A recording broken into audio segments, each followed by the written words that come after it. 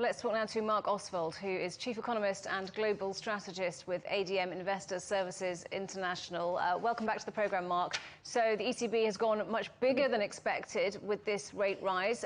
Why this last-minute change of heart? Well, I think the things that they pointed out is basically they are now looking at a higher inflation scenario than they were anticipating in June when they were signalling 25 basis points.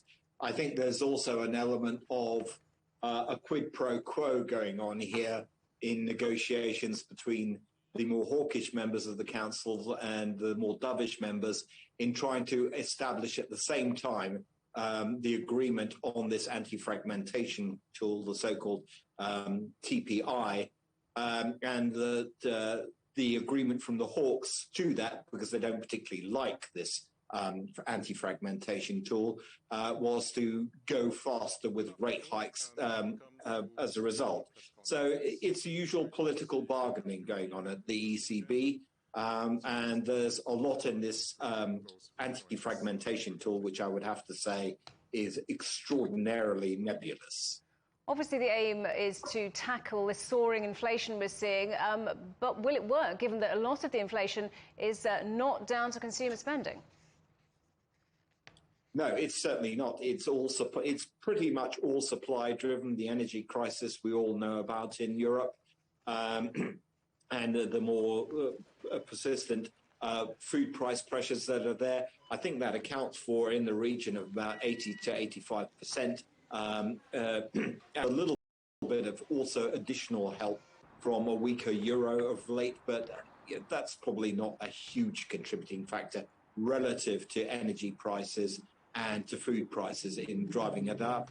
And interest rate hikes won't actually do anything to quell that. These are supply-side problems. So the ECB also announced extra help for countries that need it the most, like Italy and Spain.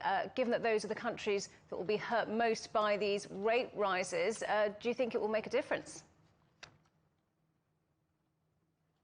This is where the ECBs are, I would call it, putting a red flag to a bull.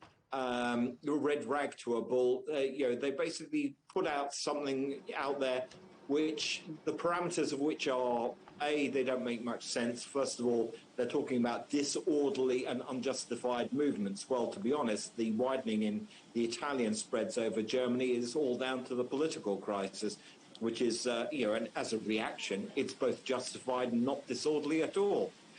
Secondly, they haven't actually specified what the real rules are. Everything is at the discretion of the council, both to implement and to withdraw. It's a sort of thing which financial markets will say, well, okay, let's push you a little harder. Let's push these spreads wider and see what you do to protect the likes of your Italy's, your Spain's, Portugal's, Greece, and see really the colour of your money, so to speak. Marc Ostwald from ADM Investor Services International. Good to talk to you. Thanks for joining us.